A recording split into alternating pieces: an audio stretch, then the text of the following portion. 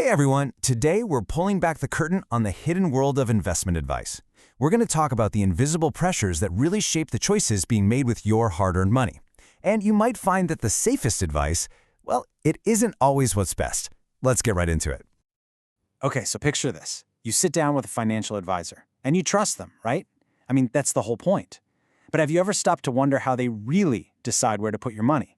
What's actually happening behind the scenes that guides their hand when they pick one fund over another? Well, it's probably not what you think. All right, to really get what's happening now, we've got to jump in a time machine for a second. We need to go back, maybe a decade or so to see how business used to get done. It was, let's just say, a very, very different world. It really wasn't that long ago that the whole game was just persuasion. If you were a fund manager, your job was to get advisors to recommend your products. And how'd you do that? Well, you'd try to get their attention by sending them perks, gifts, basically anything to get on their good side and hopefully get their business. So what kind of gifts are we talking about here? Well, think about things like great tickets to a big Maccabi Tel Aviv game, for example. Small perks, big fancy dinners, anything to build a relationship and stand out from the pack. But yeah, as you can imagine, regulators started looking at all this and thinking, this feels like a problem.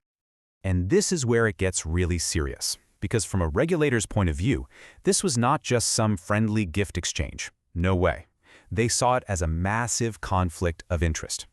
I mean, let's be blunt about it, they basically called it what it was, a form of bribery. It was all designed to make the advisor loyal to the fund, not to their actual client, which is you. So how did this all blow up? Well, there's this one famous story that really became the breaking point, the final straw. During a World Cup, a big firm called Excellence decided to throw this just massive barbecue, and they invited pretty much every investment advisor they could find. Regulators saw this and just went, nope, that's it, we're done. And they stepped in and shut the whole thing down. That one event was basically the end of that gift-giving era. And today, oh man, the rules are so strict. No gifts, no benefits, period. Okay, so that whole world of persuasion and perks is gone. It's illegal. And a whole new system has risen up to take its place. But, and this is the really interesting part, this new system creates its own set of pressures, a completely different kind of dilemma for the modern advisor. At the heart of this new system is a really important concept, fiduciary duty. It sounds fancy, but what it really means is that your advisor has a legal obligation to be on your team. They have to act in your best financial interest, with total objectivity and care. Their loyalty is to you and only you. But here's the catch. How does an advisor prove they're being objective, right? I mean, if they recommend something and it goes south, how do they defend themselves? How do they show they weren't just being careless? Well, the easiest, simplest, and safest way is to just point to the numbers. They can justify every single choice with cold, hard performance data. And this leads to what you could almost call a defensive strategy. It's pretty straightforward, really. An advisor logs into their system with all these automated rankings. They just look at the top of the list, see which funds have been performing the best lately, and then they recommend those. It's the safe play. I mean, who's going to argue with you for picking the winner? It's all about minimizing risk. For them.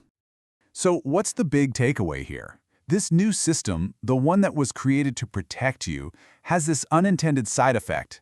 It actually encourages advisors to just follow the machine's script, right? To just read the data and do what it says. Thinking outside the box or having a unique insight becomes super risky. Sticking to the top of the performance charts, that's safe. But what happens when someone decides to rip up that script? What are the real, high-stakes consequences when an investment firm makes a really bold call that goes completely against the popular wisdom? Well, let's look at a perfect real-world example of this. So, a few years back, there was this one major investment house, and they made a massive, massive bet. They decided Chinese tech stocks were the future, and they went all in. And to raise the cash for this big move, they sold off their holdings in the US and Israeli markets, which were pretty hot at the time. But, as we all know, the market doesn't always do what you expect. And the results were just, wow. They were dramatic. That year, the Israeli market went on an absolute tear. It was up something like 30%. The US market also had a fantastic year, up around 20%. And that huge bet on Chinese tech, it actually went negative thanks to some sudden government regulations over there. Their big, bold move had backfired, big time. Now, in the system we live in today, A system totally driven by performance numbers. There is absolutely nowhere to run, nowhere to hide from results like that. Everybody, the clients, the other advisors, the media, they can all see the numbers in black and white, and the consequences were immediate. So how much money left the firm? Billions. With a B. Billions of dollars were pulled out by clients who saw those terrible results. Because in this world, performance is everything. It's the ultimate report card. If you don't deliver the numbers, people will just take their money and go find someone who will. It's that simple and that brutal. And look, this is why this stuff matters so much to every single one of us. Losing 5% or 10% on a chart, it might seem like just a number, but it's not. For a real person's pension, for their retirement fund, that kind of underperformance can mean having to work a whole extra year. The stakes are incredibly, incredibly high. So, now we know all this, right? We know the entire system is obsessed with performance.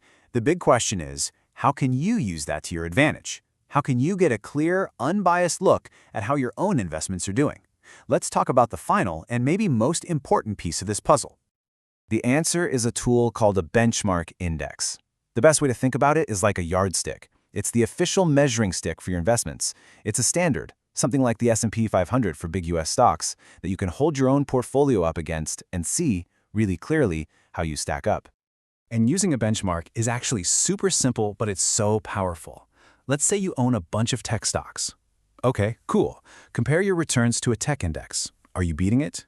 If you're invested in real estate, you measure your performance against a real estate index. See? It just cuts through all the noise, all the stories, and it gives you the one number that really tells you if you're winning or losing against the market. So, that's where we land. You now see the inner workings of the machine, this relentless system that's all about one thing, performance. And now you have the tool the pros themselves use to measure it. So the only real question left is the one you have to go home and ask yourself. Is your portfolio beating its benchmark?